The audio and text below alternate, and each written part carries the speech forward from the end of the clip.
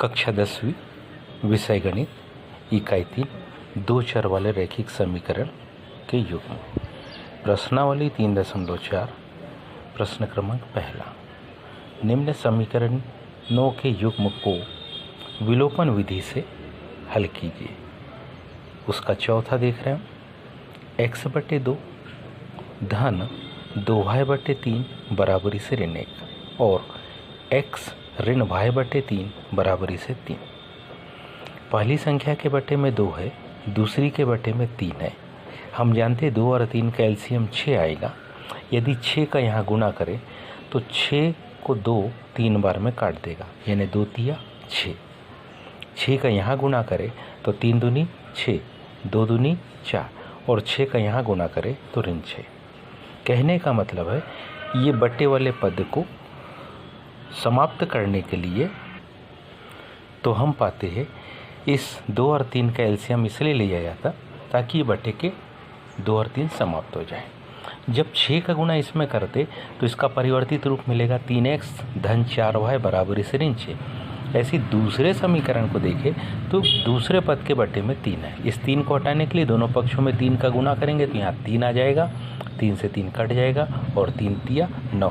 कहने का मतलब है इसी का रूपांतरण करेंगे तो हमको कुछ इस प्रकार का समीकरण मिलेगा। क्या?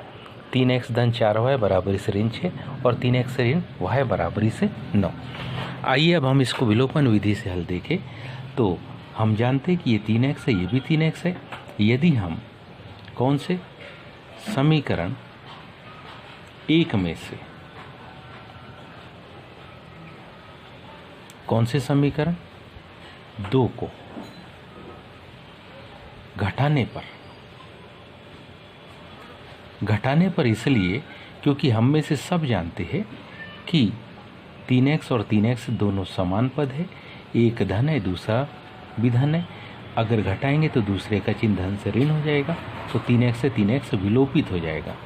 तो अब आपके पास में कुछ ऐसी कंडीशन आएगी, 3x धन 4y बराबरी से ऋण 6, 3x ऋण y बराबरी से 9 दिया। क्योंकि 2 को घटा रहे इसलिए 2 के आगे जो भी चिन्ह होंगे, धन होगा तो किस में बदलेगा? ऋण में। ऋण होगा तो धन में। कोई चिन्ह नहीं है मतलब धन का चिन्ह होता है ऋण में। प्रारंभिक चिन्हों को ध्यान नहीं रखना है, नवीन चिन्हों को ध्यान रखना है। 3x में से 3x पूर्णतः घट जाएगा, 4y में 1y जुड़ गया तो 5y, ऋण 9 ऋण 6 ऋण 15। इसलिए y बराबरी से ऋण 15/5, 5 से 15 3 बार में विभाजित हो जाएगा। और अब हमारे पास में किसका मान? y का मान। किसका मान? y का मान आ गया कितना? ऋण 3, 5 तिया 15। इस ऋण 3 को समीकरण 1 में रख देंगे। कौन से समीकरण? 1 में।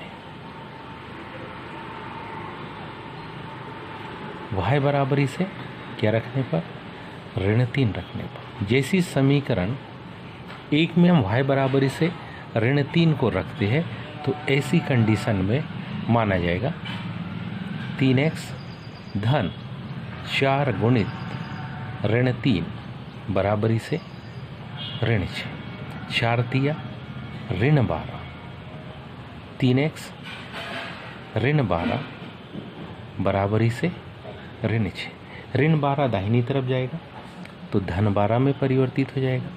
तो मान होगा 3x बराबरी से 12 ऋण से धन हो गया, उसमें से ये 6 घट जाएगा। जब 12 में से 6 को घटाएंगे तो बचेगा कितना? 6। इस 6 में 3 का भाग देंगे तो वो 2 बार जाएगा तो 3 दूनी 6। तो हमारे पास x बराबरी से कितना? 2। तो इस प्रकार से हमारे पास इसके विलोपन विधि में उत्तर आ गया x बराबरी से 2 तथा y बराबरी से ऋण 3। तो आज अपन ने कक्षा 10वीं की इकाई 3 का प्रश्न क्रमांक पहले के चौथे को हल किया।